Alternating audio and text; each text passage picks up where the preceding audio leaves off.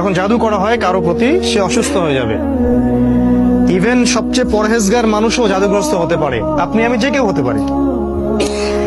যারা ইসলামী বিধান পালন করেন না, কোরআনের সাথে সম্পর্ক কম বা নাই, হারাম রিজিকের সাথে সম্পর্ক আছে, যারা সুদ খাচ্ছেন, গান বাজনা করতেছেন, যারা বাদ্যযন্ত্রের সাথে সম্পর্কিত, যারা অশ্লীল টিভি মুভি এগুলা দেখছেন, এদের জাদুগ্রস্ত হওয়ার সম্ভাবনা 95%।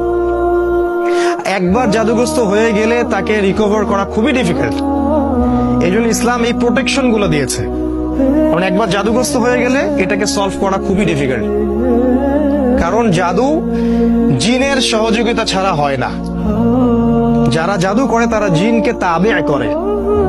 আপনারা কিন্তু কোরআন পড়লে দেখবেন আল্লাহ পাক বলেছেন জাহান্নামের ইন্ধন হবে মানুষ আর জিন, যারা একে অপরকে সহযোগিতা করত। আজ পর্যন্ত কিছু মানুষ আছে এই পৃথিবীতে, আপনার আশপাশেও, যারা জিনের সহযোগিতা নিয়ে বিভিন্ন কুফরি কালাম তন্ত্র মন্ত্র করে, এবং গ্রামাঞ্চলে এটার প্রচলন অনেক বেশি। ঠিক আছে, ইভেন এখন শহরেও এগুলো ঢুকে পড়ছে। প্রেমের জোড়া দেওয়ার জন্য, বাড়ির বরকতের জন্য, স্বামী স্ত্রীর সম্পর্ক উন্নয়নের জন্য বিভিন্ন কাজে এগুলো করা হচ্ছে। এবং আমাদের দেশে কবিরাজের সংখ্যা তো অভাব নাই। আর যেহেতু এগুলো সম্পর্কে আমরা জানি কম, আমরা কিছু হইলেই ওদের কাছে দৌড়াই। এই সুযোগটা ওরা আমাদের কাছ থেকে নেয়, নিয়ে এসে এদিক থেকেও টাকা খায়, ওদিক থেকেও টাকা খায়। শয়তান, এক কথায় শয়তানের চেলাপেলা এগুলা। তো আল্লাহ রসুলকে ইহুদিরা জাদু করেছিল, এবং আপনারা জানেন কিনা যে ইহুদিরা তাকে হত্যা করার চেষ্টা করেছিল, তার খাবারের মধ্যে বিষও দিয়েছিল।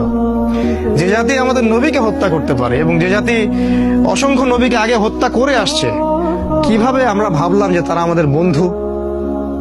অথচ আল্লাহ কোরআনে বলছেন তারা কখনো তোমাদের কল্যাণ চায় না।